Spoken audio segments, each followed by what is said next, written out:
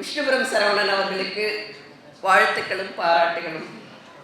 சில நேரங்களில் நாங்களே எங்களை பெருமைப்படுத்துகிற நிகழ்வு நடக்கிறது. அதில் இதுவும் ஒன்று. தமிழ்நாடு சிறார் எழுத்தாளர் கலைஞர்கள் சங்கம் எங்களுக்காக நடத்தி கொள்ளுகின்ற பாராட்டு விழாவாக இது மாறியிருப்பது எங்களுக்கு மகிழ்ச்சியை கொடுக்கிறது. எங்கள் அன்பான குழந்தைகளே, என் குழந்தை பருவத்தில் நான் நிறைய நேரம் மரங்களில் ஏறி குரங்கு போல் விளையாடி இருக்கிறேன். புதர்களுக்குள் பாம்பு புற்றை தோண்டி பாம்பை தேடி இருக்கிறேன். மலை குகைகளுக்குள்ளாக படுத்து பாம்பு போல் நுழைந்து இருட்டின் வெளியில் எதையோ தேடி இருக்கிறோம்.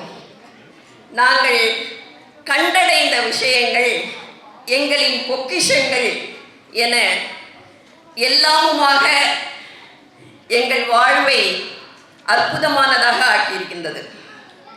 பள்ளிக்கூடம் செல்லும் வழியெல்லாம் மரங்களில் இருக்கும் தேன்கூடுகள் எங்களுக்கு தெரியும். செடிகளில் இருக்கும் பழங்கள் எங்களின் காதலர்களாக எங்களை அழைக்கும். பூக்களை வைத்து ஜடை தைத்து விளையாடி இருக்கிறோம்.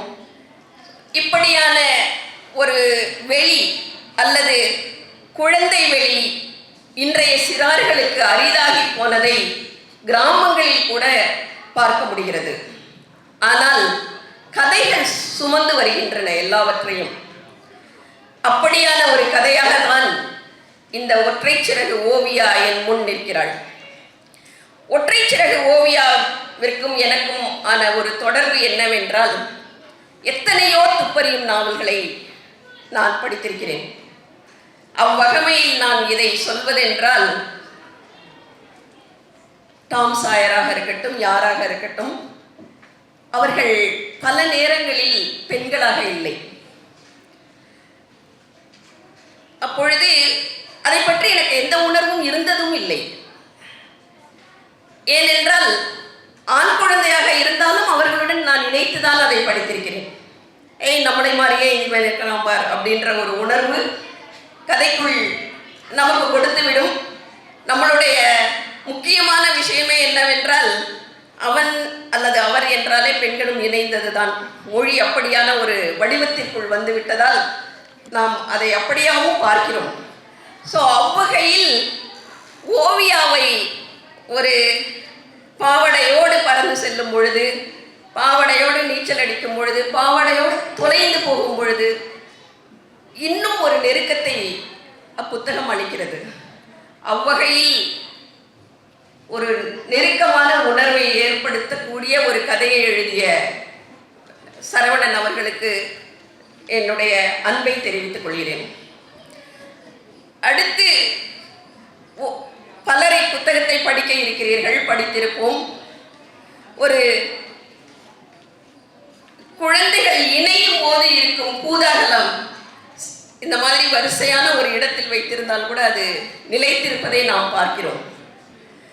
அவர்களுக்கான உரையாடல்கள் இருக்கும் பொழுது சேர்ந்து இருத்தல் என்பதே ஒரு இன்பமான ஒரு விஷயமாக இருக்கும்.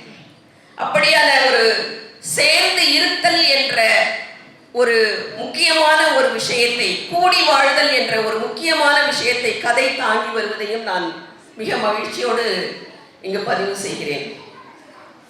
அதற்கடுத்து பள்ளி வெளி என்பது இன்று ஒரு துன்பகரமான ஒரு வாழ்வியல் சூழலாகவே மாறிக்கொண்டிருக்கிறது, அல்லது அதன் கட்டமைப்பிலேயே அப்படி இருக்கிறது.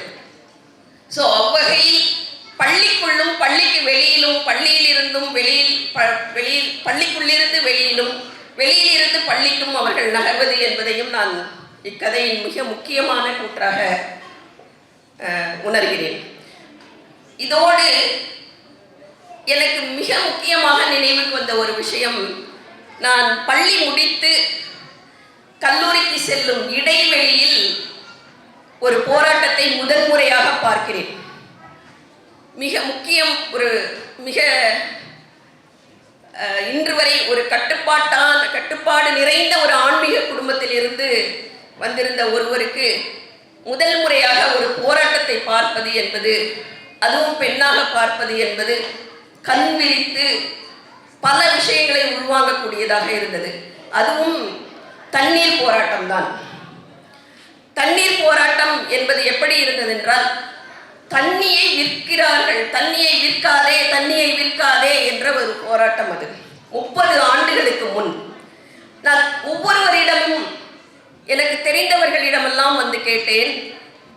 ஏனென்றால் எங்களால் தண்ணியை காசு கொடுத்து வாங்க முடியும் என்கிற ஒரு கற்பனை செய்ய முடியாத ஒரு ஊரில் இருந்து வந்ததால், அது எப்படி இவங்கெல்லாம் ஒரு சம்பந்தமே இல்லாத ஒரு விஷயத்தை பேசுகிறார்கள் என்று பலரிடம் சொல்லியிருக்கிறேன்.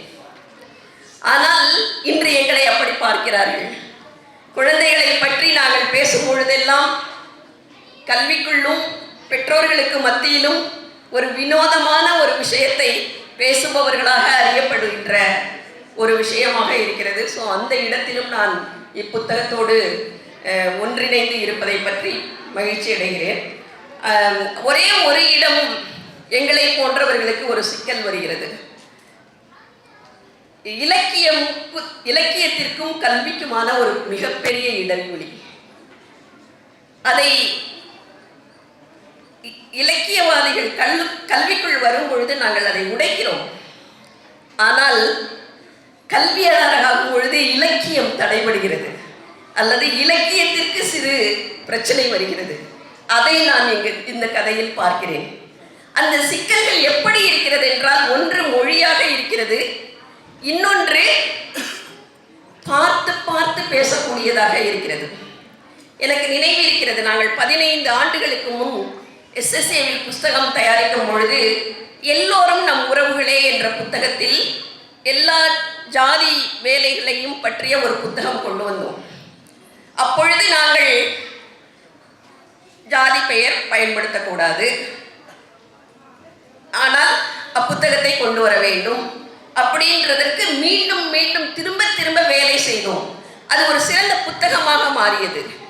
ஆனால் ஒரு உரையாடலை சுவாரஸ்யமாகவும் ஒரு அதற்கே உரிய மொழியோடும் எடுத்து செல்லக்கூடிய இலக்கிய பகுதி என்பதை மிகுந்த கவனத்துடன் கையாளக்கூடிய ஒரு விஷயமாக இருந்தது. ஸோ அது கல்வியில் இருக்கும் எங்கள் எல்லோருக்கும் அதன் பொறுமை தலைக்குள் வந்துள்ளது, பாடப்புத்தக மொழி தலைக்குள் வந்துள்ளது.